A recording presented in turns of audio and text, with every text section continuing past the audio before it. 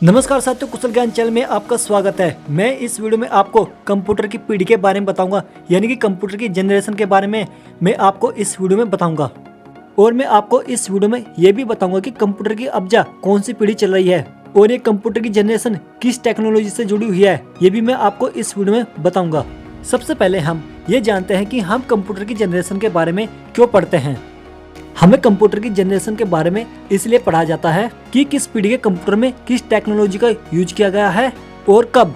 क्योंकि जो पहले कंप्यूटर हुआ करते थे वे कंप्यूटर बहुत बड़े बड़े होते थे और वे कार्य भी बहुत ही कम किया करते थे। पुनः उसके बाद अलग अलग पीढ़ी के कंप्यूटर आते गए और वे कंप्यूटर कार्य भी बहुत करने लगे और तेज चलने लगे और समय के अनुसार कंप्यूटर का साइज भी कम होता गया, अल्प होता गया। मैं आपको एक बात पहले ही बता देता हूँ, जब आप कंप्यूटर की पीढ़ी के बारे में पढ़ते हैं तो जो उनका टाइम अवधि है, जो उनका टाइम टेबल है, आपको कंप्यूटर की अलग अलग बुक में अलग अलग मिल सकता है। आपको 1-2 साल का अंतर मिल सकता है जब आप अलग अलग CCC की बुक को पढ़ोगे। वैसे अधिकतर एग्जाम में कंप्यूटर के टाइम टेबल के बारे में अधिकतर नहीं पूछा जाता है। जो अधिकतर पूछा जाता है वो पूछा जाता है टेक्नोलॉजी के बारे में कि किस पीढ़ी के कंप्यूटर में किस टेक्नोलॉजी का यूज किया गया। अब जानते हैं कंप्यूटर की पीढ़ी के बारे में। कंप्यूटर की प्रथम पीढ़ी 1945 से लेकर और 1954 के बीच में मानी जाती है। इस पीढ़ी के कंप्यूटर में वैक्यूम ट्यूब टेक्नोलॉजी का उपयोग किया गया था और जो प्रथम पीढ़ी के कंप्यूटर हुआ करते थे वे आकार में बहुत बड़े होते थे। प्रथम पीढ़ी के कंप्यूटर केवल मशीनी भाषा को समझते थे और जो प्रथम पीढ़ी के कंप्यूटर होते थे वे बहुत ही स्लो चलते थे। अब जानते हैं दूसरी पीढ़ी के कंप्यूटर के बारे में। जो दूसरी पीढ़ी के कंप्यूटर का जो विकास माना जाता है वह 1955 और 1964 के बीच में माना जाता है। दूसरी पीढ़ी के कंप्यूटर में ट्रांजिस्टर टेक्नोलॉजी का उपयोग किया गया था, जिसके कारण दूसरी पीढ़ी के कंप्यूटर का जो साइज था वह थोड़ा छोटा हो गया था। इस पीढ़ी के कंप्यूटर में असेंबली लैंग्वेज का उपयोग किया गया था। अब जानते हैं तीसरी पीढ़ी के कंप्यूटर के बारे में। जो तीसरी पीढ़ी के कंप्यूटर होते थे वह टीवी की तरह होते थे।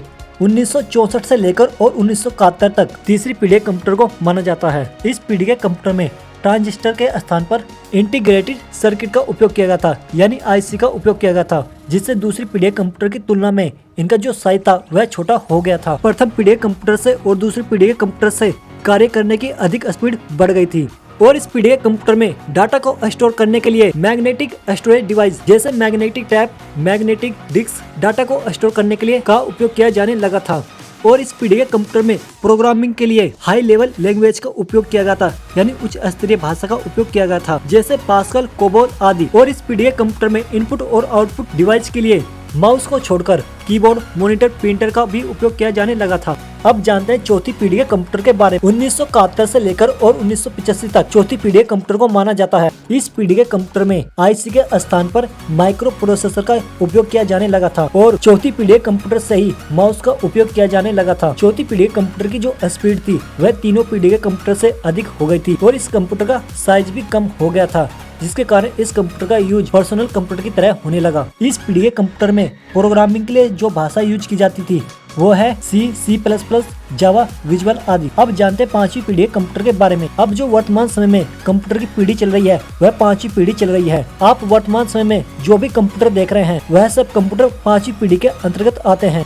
इस पीढ़ी के कंप्यूटर में जो टेक्नोलॉजी यूज की जा रही है वह है ultra large scale integrated circuit.